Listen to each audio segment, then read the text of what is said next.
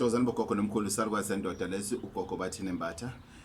Today's topic sikhuluma ngezizwe ukuthi gogo ubungozi bezizwe bobuphi. So for today's episode yezizwe sizokhuluma ngezizwe in terms of in a form of idliso.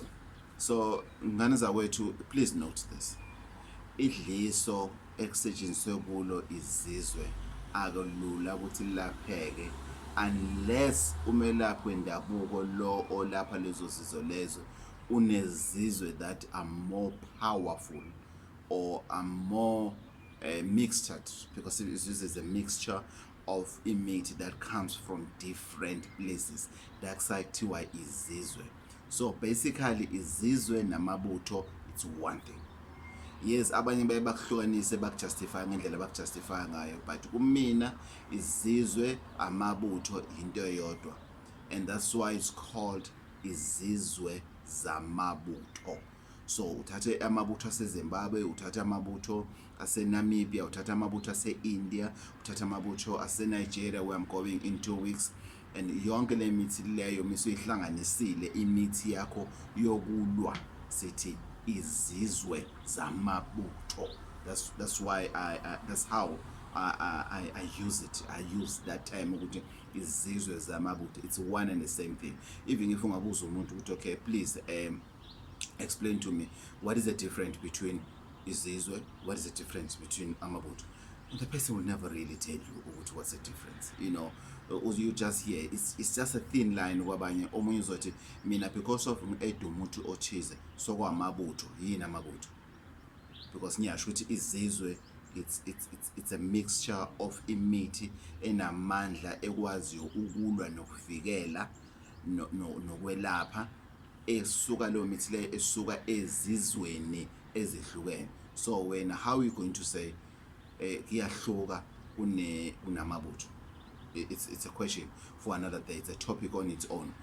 But we're not going to talk about that because it's very confusing. Namangazi ukuthi ulaba bahlonisela in. So we're going to talk about izizwe zamabutho in a form of a series. Okay, this is what we're discussing. So guys, in terms of izizwe zamabutho used as idliso when usenkingeni ngane zakwethu, because this thing is so dangerous, because you can use it imanzi in terms of ufaka umuntu odleni, you can use it in terms of umphephethe, you can use it in terms of ufake elokhuzaneni elahleni elincane ophondweni, ingakho uzowenya abantu kuthiwa ubizo ophondweni. But ngane zakwethu umuntu odlisiwe or osetshenziselwe izizwe, it's very easy to identify them, because kuba ngazathi network ayisabambi kahle. Whatever they do bayenza ba obsessed. Ungamfonela manje ase Cape Town uthi hey wena ngifuna lana uzoxhuma hlala izinto efanele. So lelo dliso lelo guys is dangerous. Kunabantu abathwasayo today because of idliso lezizwe, because of badlisiwe, because of babezwe ophondweni bese nje ubathini imbatho uyothwasa kanti kulona iphehlo kusetshenziswe izizwe zamabutho bambiza ophondweni ukuthi ezothwasa. Kwesinye isikhathi thola ukuthi umuntu uyafakelwa isichitho via izizwe. Izizwe they are very dangerous, especially mayithakwe umuntu okwaziyo ngempela ukuthaka izizwe. Ukancane ukuthi uphunyuke esimeni sezizwe. Siyacela ngane zakwethu, even amasontweni sekusenziswa izizwe khona manje ezenza abantu bahayize glory to Jesus, I receive izinto efana lezo. Abanye they receive mabasho ukuthi what they receive I don't know, but abanye kusuka kuyisimo sezizwe, which is again very dangerous ngane zakwethu. That's why abanye abantu uma kwakhuluma ngomfundisi kabi, umfundisi wakho umuze emakhaleni akafune lutho lemhlanganiso nomfundisi wakhe, because abanye abafundisi basebenzisa basebenzisa izizwe. You can make izizwe ukuthi abantu bakhipha imali babe obsessed esontweni nje makuthiwa khishwa ama-1,000 khishwa ama-5,000 khishwa ini uye ugijime uncame nokulala ungadlile ungabhadali ibhondi ungabhadali imoto izidliwe. Why? Because of uhambisa esontweni ekusetshenziswa kulo izizwe. Kwesinye isikhathi umelaphi wendabuko kwesinye isikhathi ayakufonele njena athi hayi mntanami ngoku ufike kunenye into efanele siyenze kufuneka 10,000 wena lokhu ekhiphile nje ama-1,000 kwesinye isikhathi sesisele izizwe, you'll never know. So ngane zakwethu, let's be careful out there. Izizwe zikabili izizwe, kunezizwe ezilaphayo ezisindise impilo zabantu abaningi, because you need izizwe to cure izizwe ngane zakwethu. There's no other way. You need izizwe to cure izizwe. So izizwe, they are good and they are bad.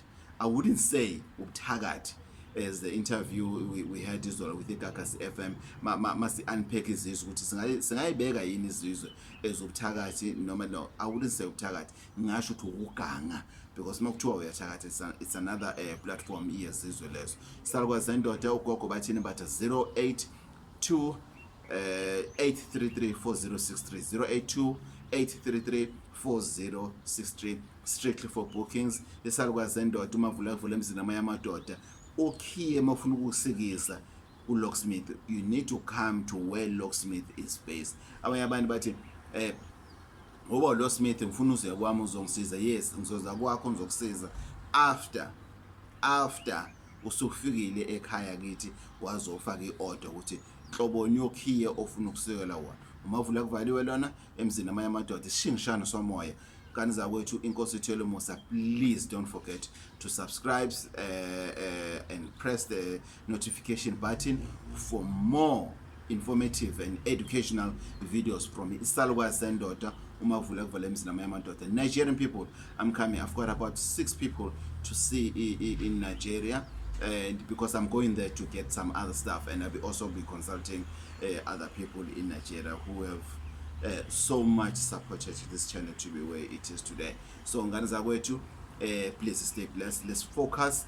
Let's get out of our comfort zone and get help. There is help ngane zakwethu.